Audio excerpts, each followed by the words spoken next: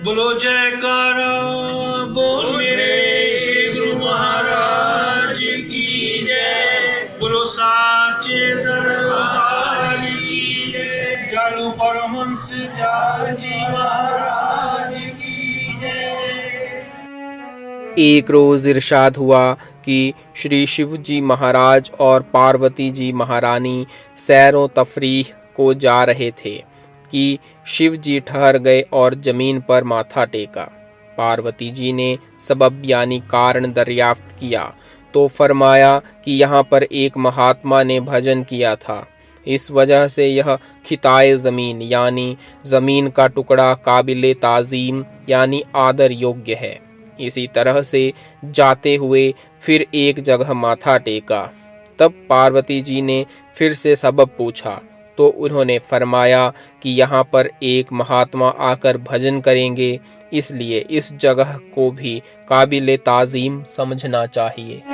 एक रोज एक साहब ने अर्ज किया कि लंगर और भंडारों का काम तो बिल्कुल फिजूल खर्च यानी बेकार का खर्च मालूम होता है, इससे क्या फायदा होता है, यूं ही सुंड मुंड फकीर आकर खा पी जाते हैं। तो आपने फरमाया कि किसी राजा ने यह सुना कि मानसरोवर में हंस होते हैं और वे मोती चुगते हैं। वहाँ हजारों तरह यानी भांति के परिंदे रहते हैं, लेकिन वहाँ सर्दी बहुत पड़ती है, इसलिए हरेक का वहाँ गुजर नहीं। यह सुनकर हंसों को देखने का शौक हुआ और अपने वजीर बा तदबीर यानी चतुर मंत्री को बुलाकर इस बात को जाहिर किया। उसने अर्ज किया कि मैं हंसों का दर्शन आपको यहाँ करा सकता हूँ, लेकिन इसमें इस कदर रुपया सर्फ होगा कि आप घबरा जाएंगे, बल्कि अजब नहीं कि लोगों के कहने सुनने से आप मेरी तरफ से बदगुमान हो जावें। राजा ने उसका हर तरह से इत्मीनान कर दिया और कहा कि चाहे जितना सर्फ यानी खर्च हो, मगर हमको हंसों का दर्शन यहीं करा दो।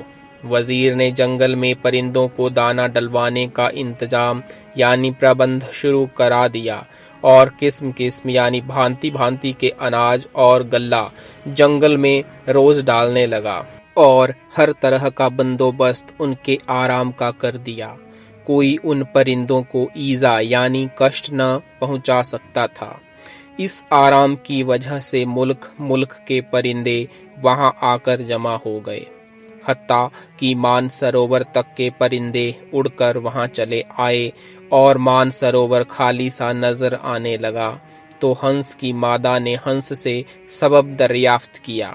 उसने तमाम हाल कह दिया कि फला मुल्क में परिंदों के खाने पीने और रहने का ऐसा अच्छा बंदोबस्त है, इसलिए सब वहां चले गए हैं। अब तो मादा ने हंस को भी वहां जाने को मजबूर किया कि ऐसे धर्मात्मा और फैयाज यानी दाता शख्स का जो परिंदों तक की खबरगिरी करता है जरूर दर्शन करना चाहिए। दोनों मानसरोवर से उड़कर उस राजा के मुल्क में आए और वजीर ने राजा को उनका दर्शन कराया।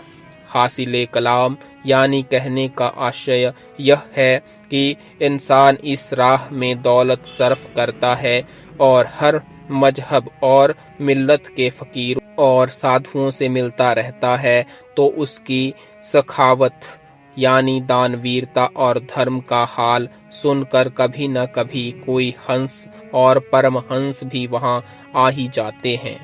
जहां नज़ल और कंजूसी का यह हाल हो कि एक एक आदमी के खाने का रोना पड़ जाए, वहां फकीर और साधु जाते ही नहीं।